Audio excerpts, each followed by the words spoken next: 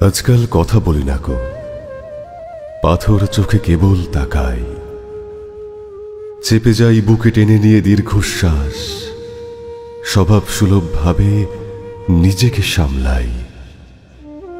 কষ্ট সামলাতেই জীবন পার, ফুসরত কই কথা বলার? কথা আছে, ভাষা আছে, বাচন ভঙ্গিটাও মন্দ নয়, তবুও লুকিয়ে রাখি কথার পাহাড়।